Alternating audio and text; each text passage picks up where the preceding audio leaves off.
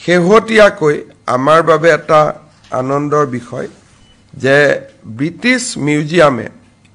তেওঁলোকে আমাক এখন পত্ৰ লিখিছে আৰু তেওঁলোকে আমাক কৈছে যে কেইটামান কণ্ডিশ্যন যদি আমি পুৰা কৰিব পাৰোঁ তেতিয়ালে 2027 চনত তেওঁলোকে বৃন্দাবনী বস্ত্ৰখন অসমত 18 মাহৰ কাৰণে অহাৰ বাবে তেওঁলোকে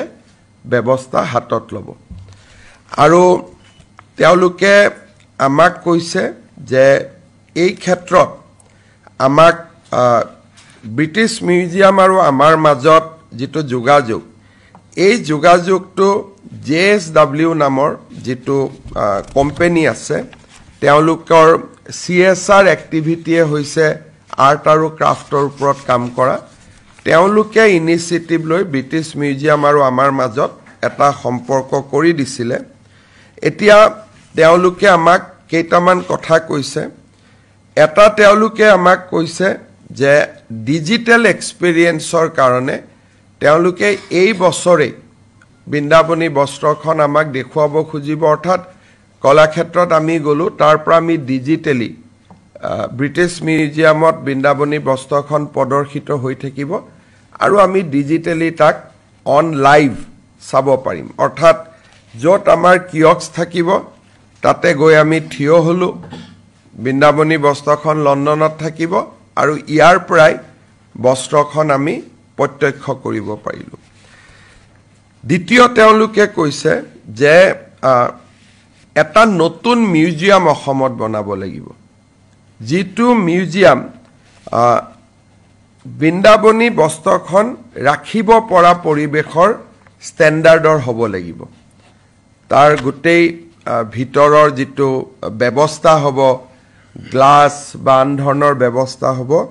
সেই বস্তুটো বৃন্দাবনী বস্ত্ৰখন আনিলে তাক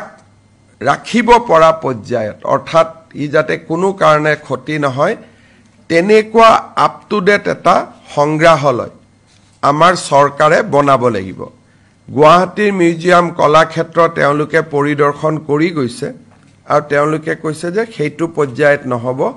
ষ্টেট অফ আৰ্ট এটা মিউজিয়াম বনাব লাগিব আৰু যদি আমি ষ্টেট অফ আৰ্ট মিউজিয়ামটো আমি বনাব পাৰো তেতিয়াহলে তেওঁলোকে কৈছে যে we are actively working towards the loan of the textile to both CSMBS in Mumbai and to Assam in 2027 অৰ্থাৎ আমি যদি মিউজিয়ামটো বনাব পাৰো তেওঁলোক সন্তুষ্ট হয় 2027 চনত ব্ৰিটিছ মিউজিয়ামত থকা বৃন্দাবনী বস্ত্ৰখন আমি অসমত আনিব পাৰিম আৰু এবাৰ যদি ব্ৰিটিছত থকাখন আমি আনিব পাৰো সেইখন যদি তাৰ প্ৰদৰ্শনীটো সুকলমে হৈ যায় তেতিয়ালে আন মিউজিয়ামত থকাও বৃন্দাবনী বস্ত্ৰ অসমত অনাত অসুবিধা নহব ৰাজ্য চৰকাৰে মিউজিয়াম কেনেকে বনাম কি বনাম আমাৰ গোটেই তাৰ অভিজ্ঞতাও নাই JSW গ্ৰুপে অসমত as a part of CSR activity